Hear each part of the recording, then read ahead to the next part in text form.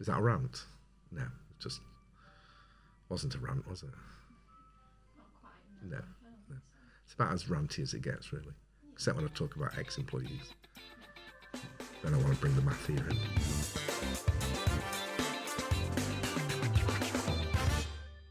Hello, welcome to the latest edition of Between the Spreadsheets.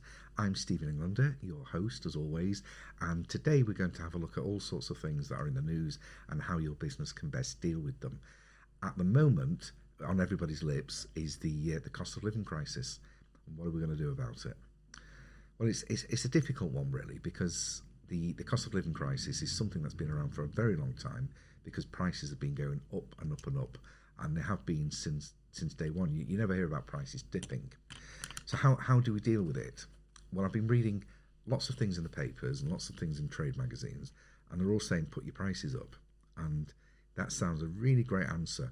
Put your prices up and everything will be all right.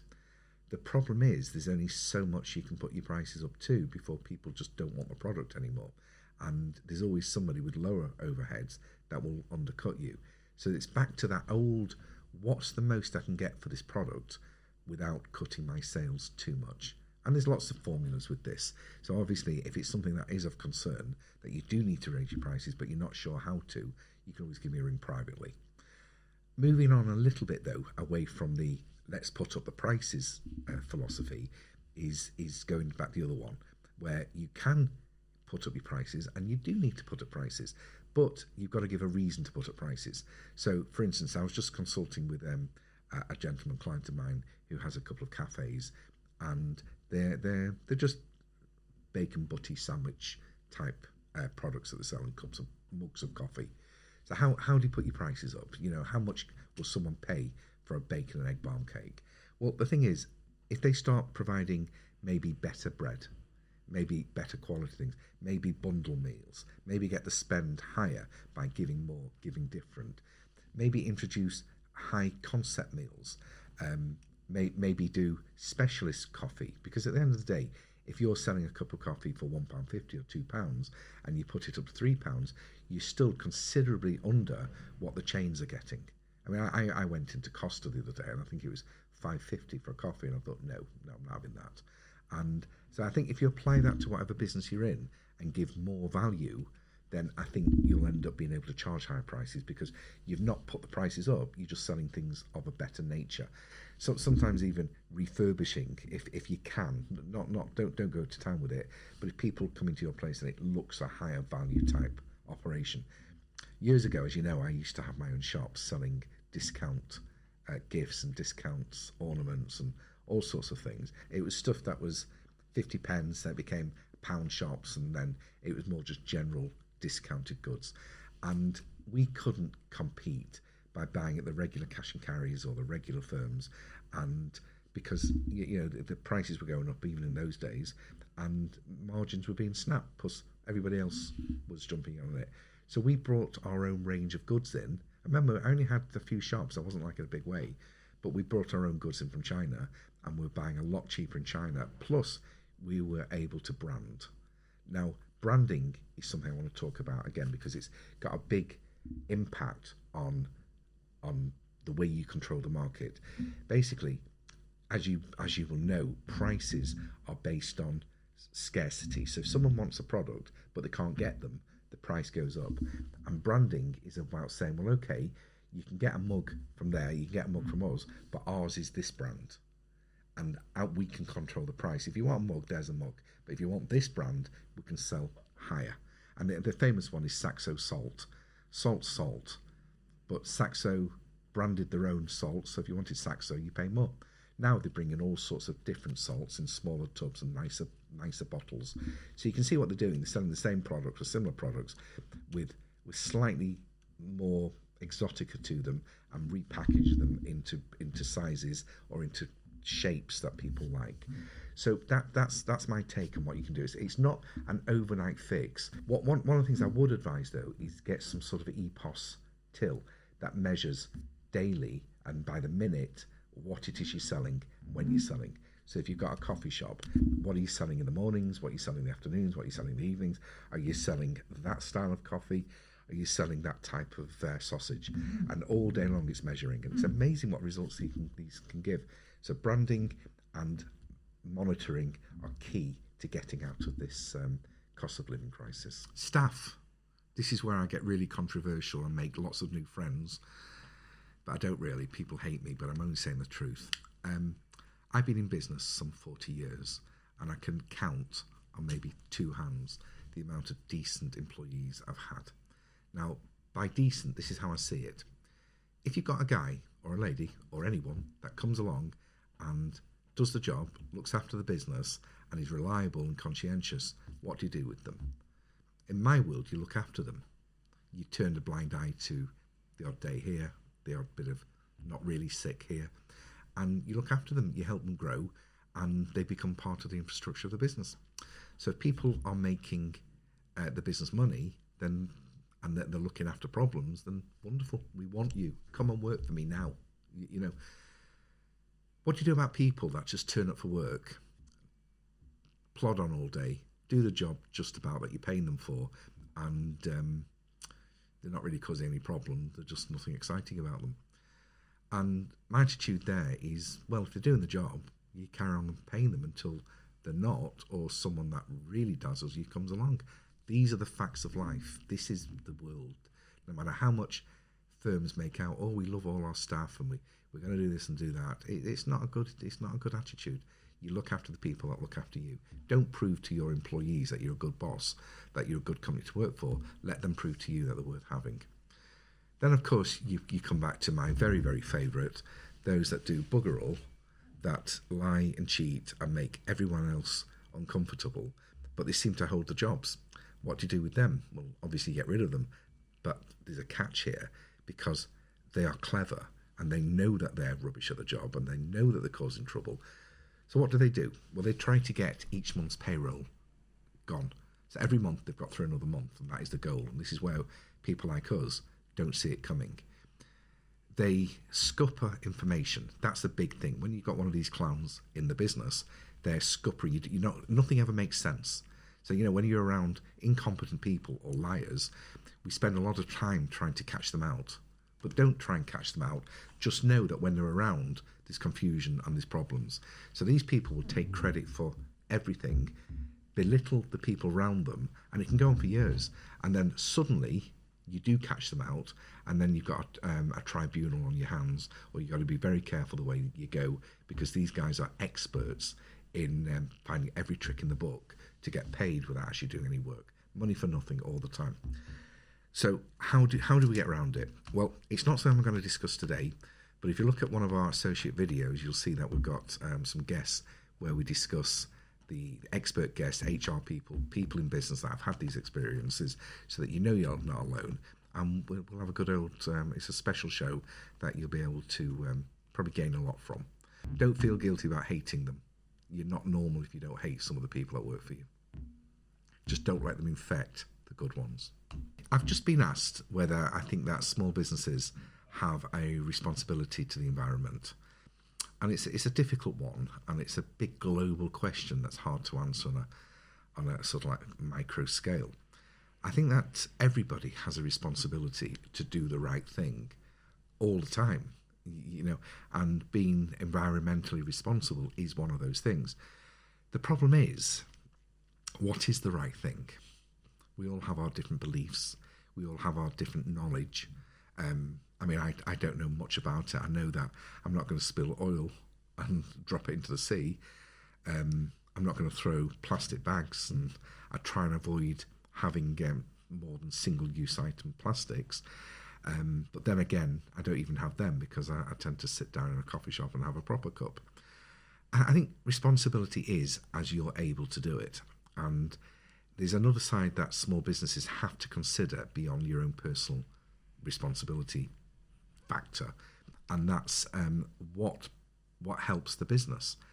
So if you're in a business that is high polluting, then maybe you can mitigate what you do. The governments have got websites and information about anything, so you can have a look to control it to the standards that you can get it down to.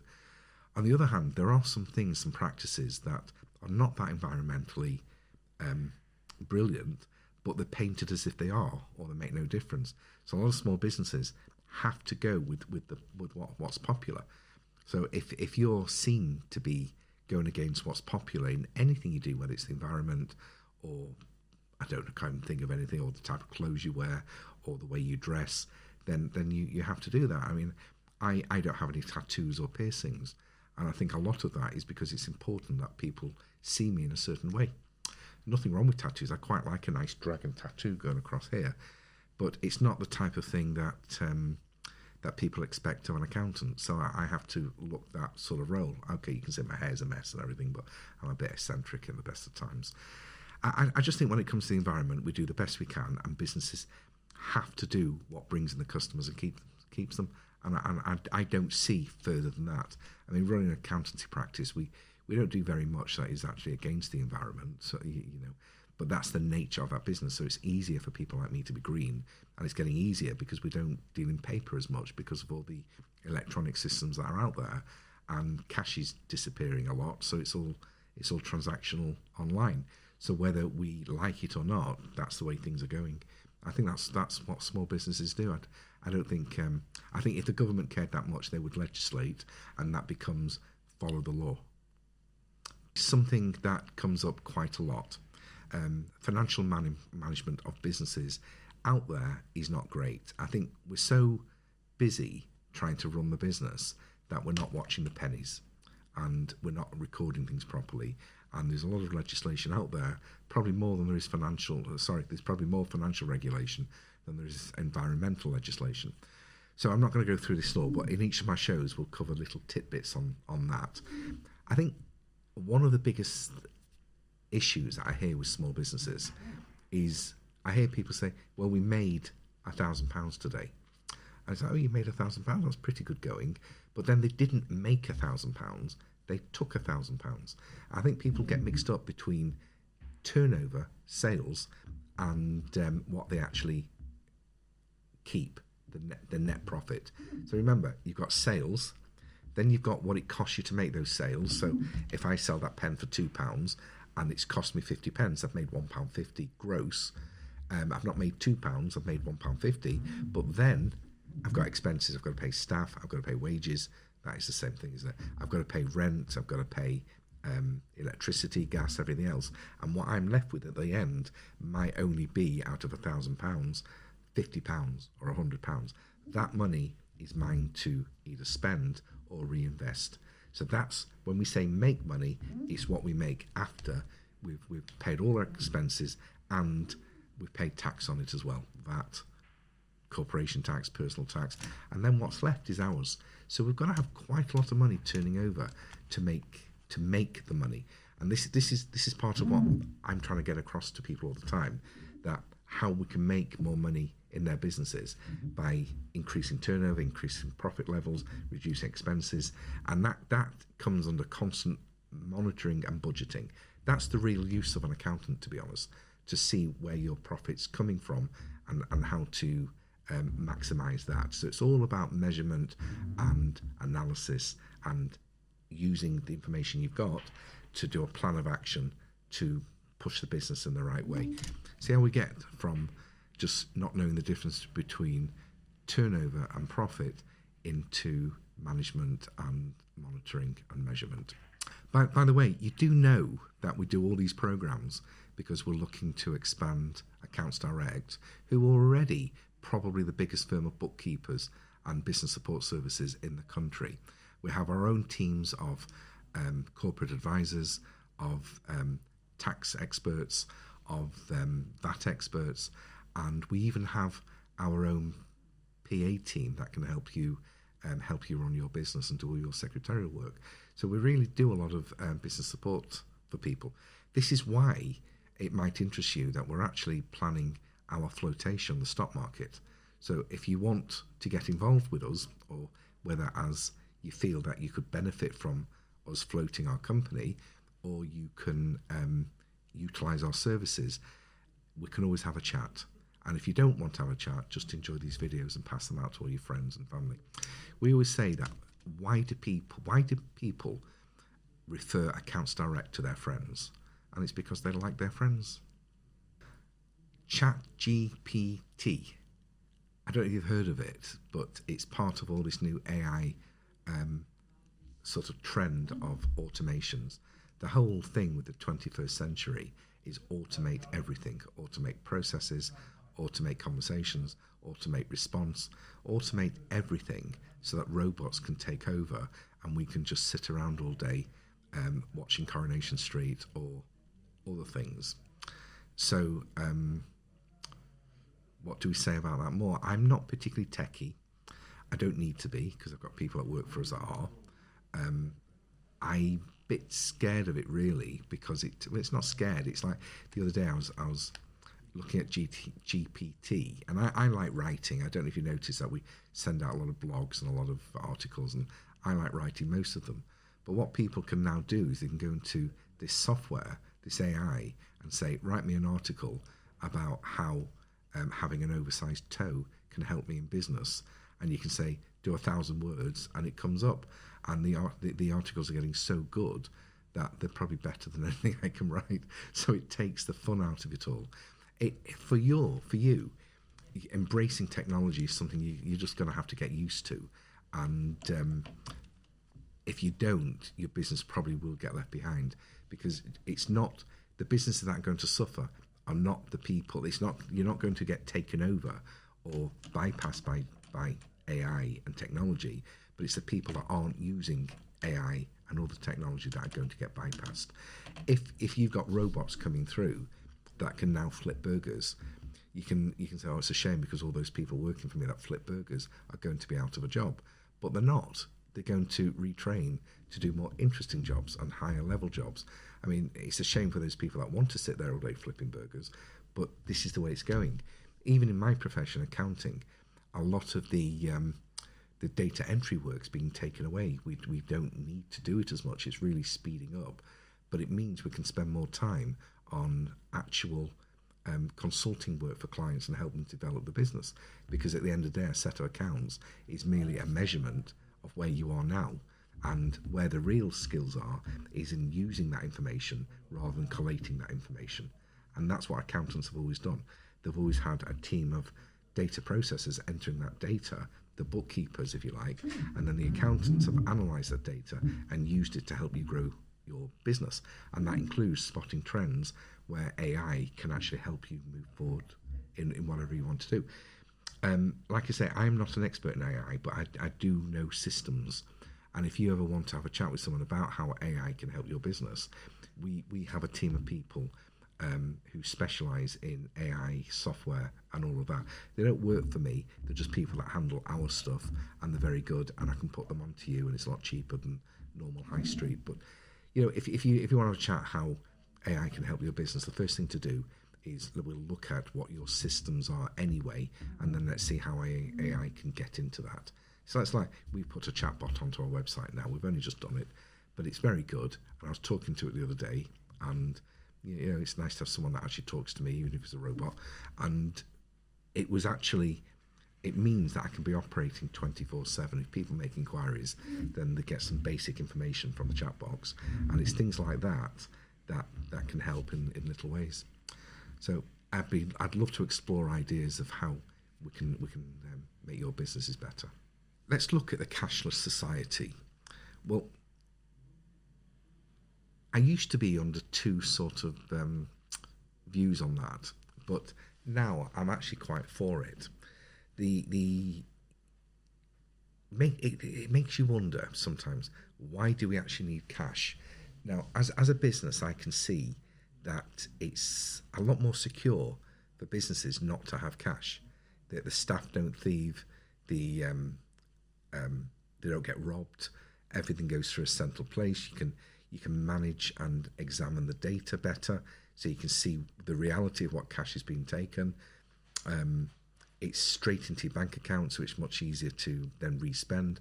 You've not got the banking cost of counting cash and transporting it. So as a business, a cashless society is quite good. Why, you know, these days, I don't know if anybody gets paid in cash anymore, or if it's transferred to your bank. You know, I've got two ladies in the office now doing the filming, so I'm just going to ask them, in your life, do you ever get cash, or has it always been transferred to your bank when you've had jobs? My first job was cash. Yeah, But I wasn't on books. So. you're only 16. We might have to scrub that from the record. But no, there's a general who gets paid in cash these days, and less. So people want to spend cash. They've got to go to a cash point, pull it out, and go and spend it. So it just makes you wonder when you've got shops that say cash only. I think sometimes people think they're fiddling the books, but it's more often that they just haven't thought to apply for a credit card machine. And these days it's so easy to get. You don't even need a machine. It can all be done with like a little card thing. You can just scan onto the till. There's so many things, and another advantage of having these card machines is that sometimes the companies that supply the card machines will give you an instant access to an overdraft. It's not always the cheapest thing, but it's guaranteed on your card takings. So you've got so much more options on that. As far as an accountant's concerned, when we're writing people's books up, it's so much easier to balance people's books, because if you're not paying for cash and invoices go missing, you can still track it through the bank. So I'm in favour of the Cashless Society, and at the end of the day, a lot of the cash advantages of reducing tax and reducing VAT by not declaring stuff, it's being, I mean, they're pretty good, HMRC. They can read ratios, and they know when people try to fiddle the books and whatever. And then also you try and get a lump of cash and go and spend it. So a lot of big firms won't take it, a lot of small firms don't, because if they take more than a certain amount of cash off you, they've got to declare it. So more and more cash will go. There'll always be a little bit, and you see the odd newsletter in the paper that people living in some remote village in the remotest parts of Wales can't get to a cash machine and they've got no money. But I think all these problems will be ironed out. But it's an interesting debate, and it's people say no, it's not going to be a cashless society, but it is going that way. And for businesses, I only see advantages, except for people that are very concerned about not paying taxes. By the way, I'll still take cash, although no one gives it us. If I said that I don't really want to employ people that can't speak English properly, is that making me a bit racist? It's a bit difficult for me to be like that, because I have an office in India and I have one in the Philippines as well as Manchester.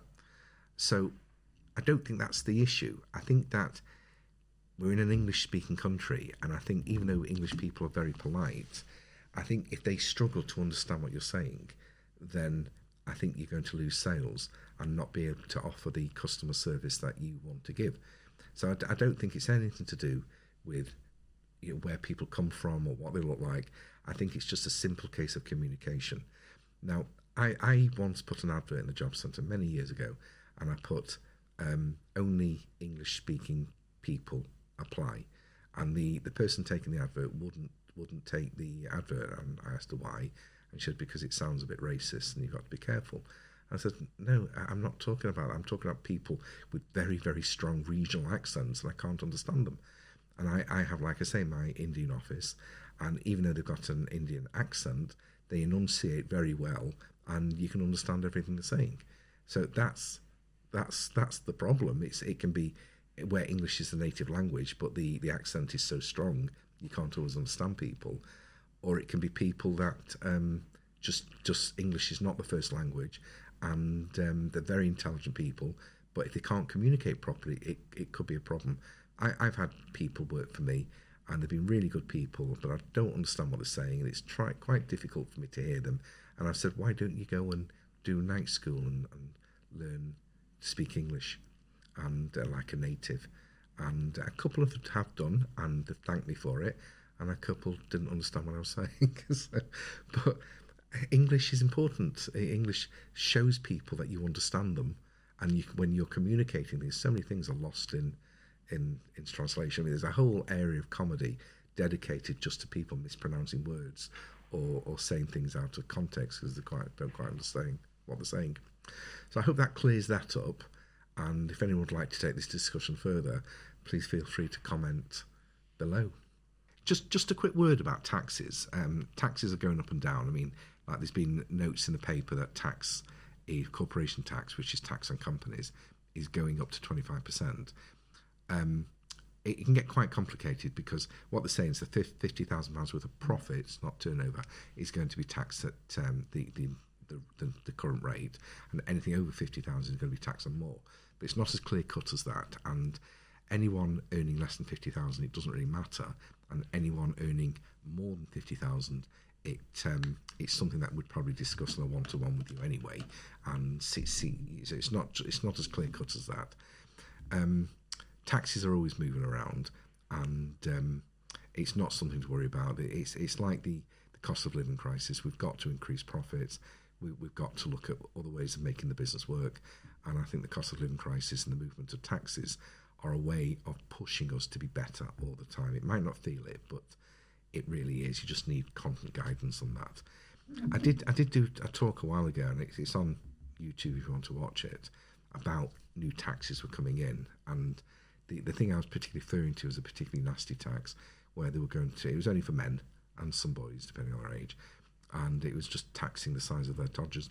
So you had like that big was a certain tax rate, and then that big was a certain tax rate. If it was about that big, you got a rebate. But if you want to watch that particular video, it's on YouTube.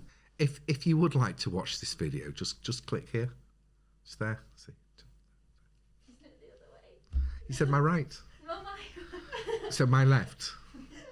So my left.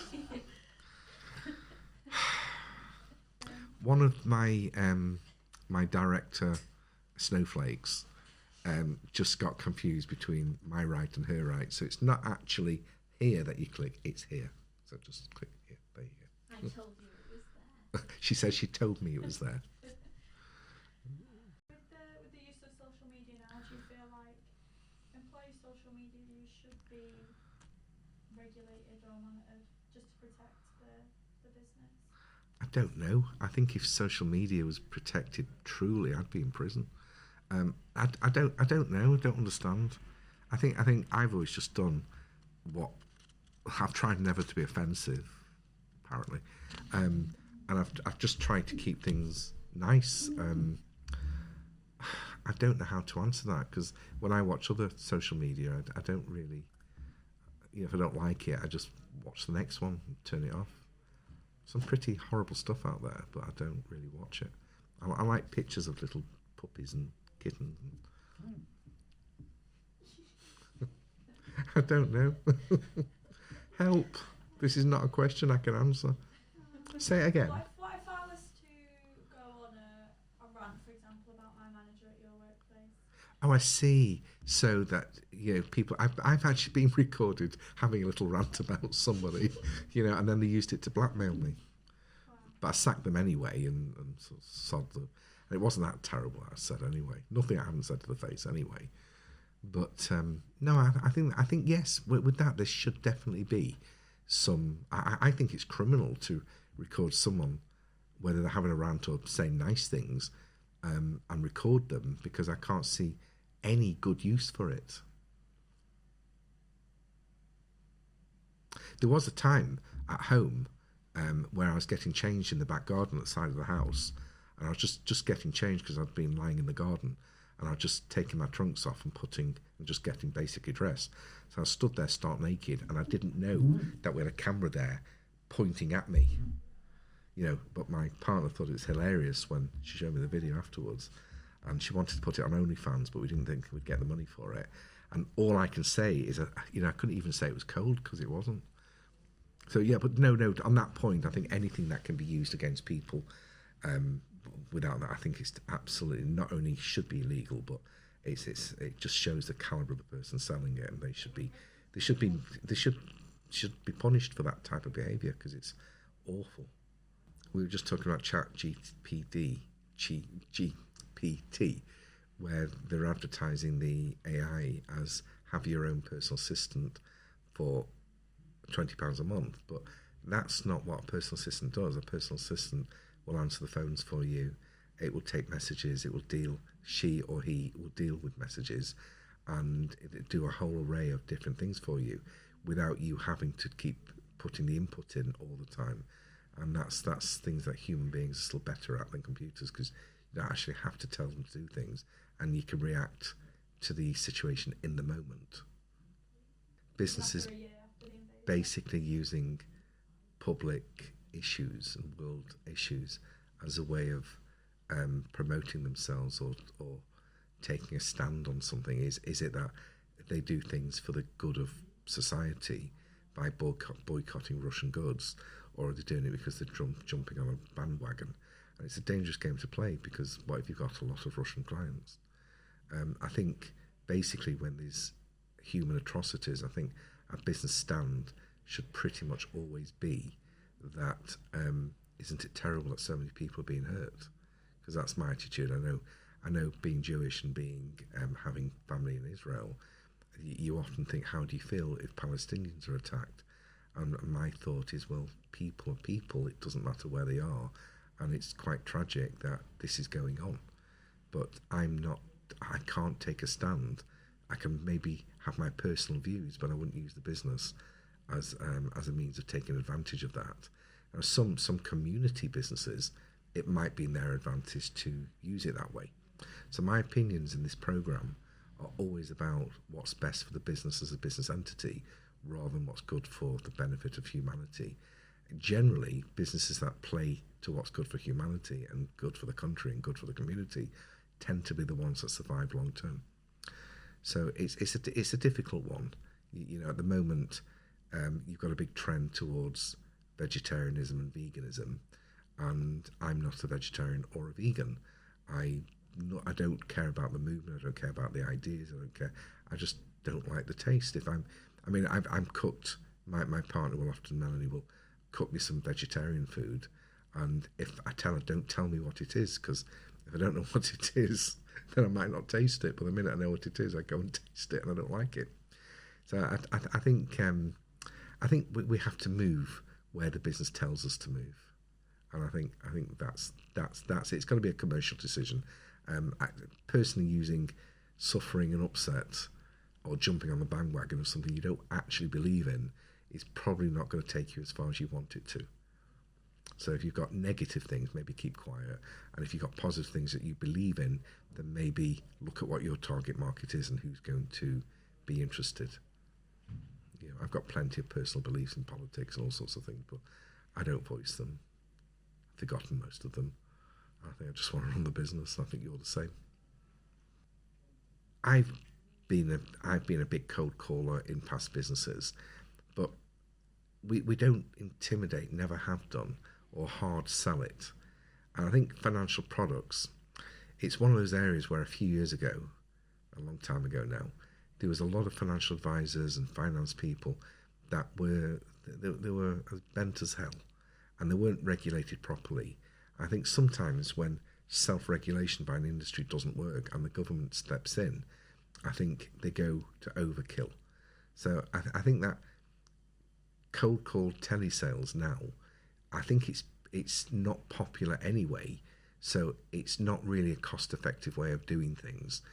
What we do telesales, but what we do is we email people that have responded to some sort of article we've done, and we tell them who we are and would they like to book a call. If they don't say yes, we just don't do anything. So I think it's not so much the cold calls, I think it's the way they're done. So I think everybody thinks of some little old lady that doesn't understand finance and is being missold a product because some charming gentleman or lady down the phone or some bully has conned them or talked them into doing something that they shouldn't be doing. So I think if it's done properly, I think that's the answer. I don't think the answer is just to ban it, and I know I took a pension out when I was quite young, but I wouldn't have done had someone not sold it to me. So I'm not, I think sometimes things do need to be sold. It's just the way they introduce and then the backup afterwards. They put things in like cooling down periods. Maybe they could have the actual finance companies themselves follow up on it and make sure that they understood what they're buying and that type of thing, rather than an agent. So I think there's other ways of dealing with it. So I don't think that just no, you can't do it is an answer to most things, unless it's out and out wrong. Some other videos around. Right, so where do I point? So just say at the bottom of the video. Above, so go like that. I go. But this way. Above this way. Yeah. So to my right. Yeah. We'll have a big rainbow. Yeah. Okay, that's fine. So I'll go Yeah. the rainbow. Yeah. Right, I think that's about it for today. I want to thank you all for joining me again, and I hope you got something out of it. If you'd like to contact my company or speak to me directly, everything's over here. Thank you very much. Keep well. See you next time.